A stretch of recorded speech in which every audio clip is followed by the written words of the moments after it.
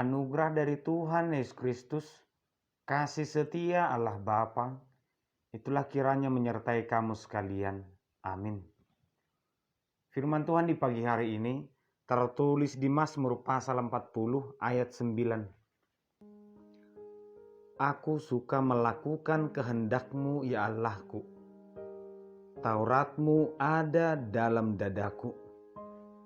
Demikian pembacaan firman Tuhan. Selamat pagi dan salam sejahtera untuk kita semua. Bapak Ibu saudara terkasih, kita belajar dari kisah lalat dan lebah tentang dua jenis hewan namun memiliki kesukaan yang berbeda, selera yang berbeda. Dengan penciumannya, mereka bisa dengan begitu cepat mendapatkan apa yang mereka cari, apa yang mereka inginkan. Bahkan ketika yang mereka cari digabungkan dengan jenis makanan yang lain, mereka akan dengan mudah karena penciuman mereka, selera mereka sangat kuat. Lebah akan dengan mudah mencari bunga, mencari madu, mencari yang manis. Lalat juga demikian, mereka akan sangat cepat mencari hal-hal yang berhubungan dengan kotor, baik itu sampah ataupun makanan yang busuk.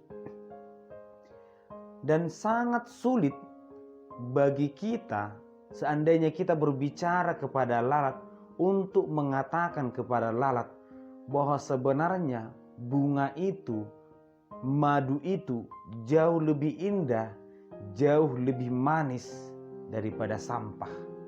Mari pergilah ke sana. Karena memang mungkin ini adalah perbedaan sifat mereka. Mereka memang berbeda dalam hal mencari atau kesukaan makanan. Tetapi apakah perbedaan ini bisa kita letakkan kepada manusia, bahwa manusia juga memiliki kesukaan yang berbeda di dunia ini? Salah satunya, manusia memiliki perbedaan sifat dalam menanggapi firman Tuhan. Apakah kita membenarkan bahwa memang aku berbeda dengan orang lain?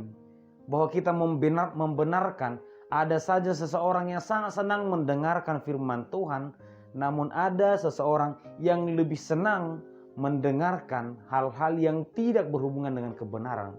Kenyataannya tidak. Manusia tidak bisa kita samakan dengan lebah, dengan lalat.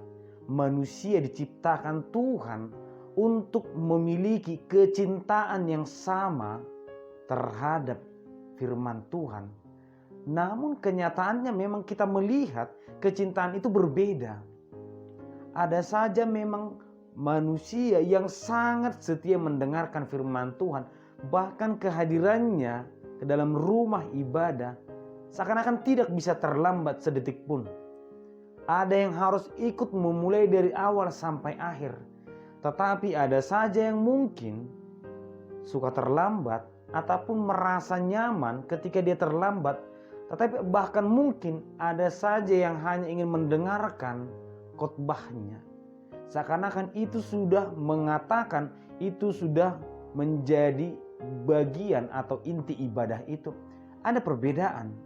Dan bahkan mungkin ada juga orang-orang yang tidak peduli, yang tidak pernah beribadah dari minggu ke minggu atau hari ke hari. Apakah bisa kita membenarkan hal ini? Kenyataannya tidak. Bahwa manusia diciptakan Tuhan dengan hati pikiran yang benar, kecintaan yang benar terhadap firman Tuhan.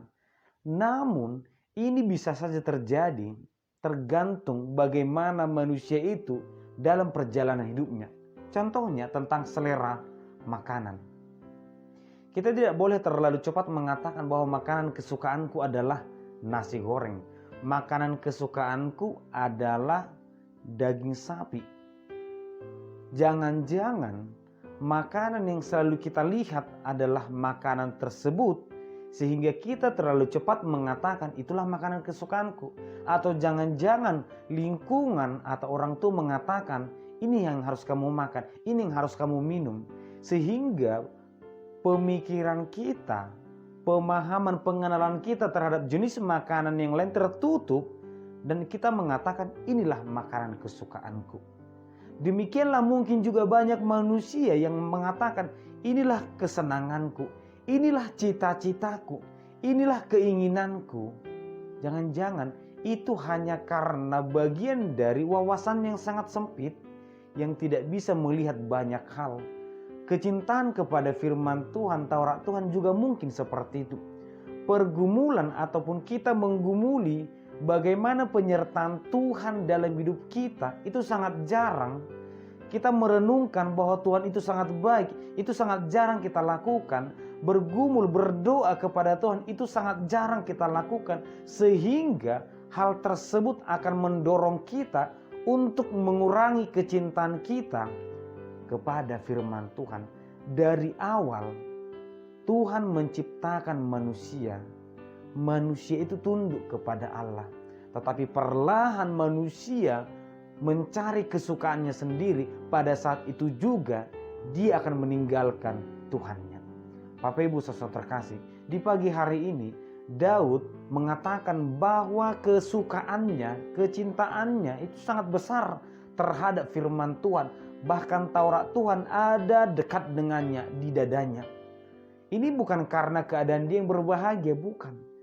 Tetapi baik sukacita maupun duka cita, Daud percaya Tuhan tetap menolongnya.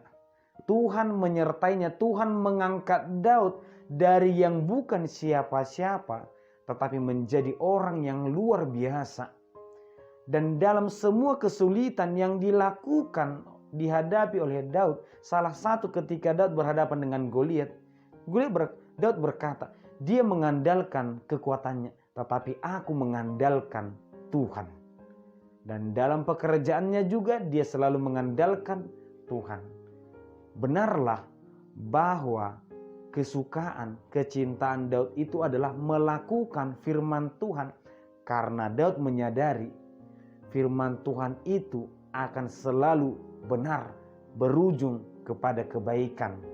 Oleh karena itu, di pagi hari ini, marilah kita dekat selalu kepada Tuhan, selalu mengandalkan firman Tuhan, dan selalu memberi hati untuk melakukan firman Tuhan, karena memang bukan hanya diberikan hal kebaikan kepada kita, tetapi kita juga hidup untuk melakukan kebaikan. Demikianlah hidup yang bermakna, hidup yang berharga di hadapan Tuhan adalah hidup yang mau melakukan firman-Nya, yang mau melakukan kebaikan. Dan biarlah firman Tuhan itu selalu dekat kepada kita, di dalam hati kita setiap saat. Amin, kita berdoa. Terima kasih Tuhan untuk firman dan berkat-Mu di pagi hari ini. Berkati kami selalu Tuhan, agar kami suka dan cinta melakukan firman-Mu, agar kiranya firman-Mu, Taurat-Mu tetap melekat di dalam hati kami. Terimalah doa kami Tuhan, dalam nama Yesus Kristus kami berdoa. Amin.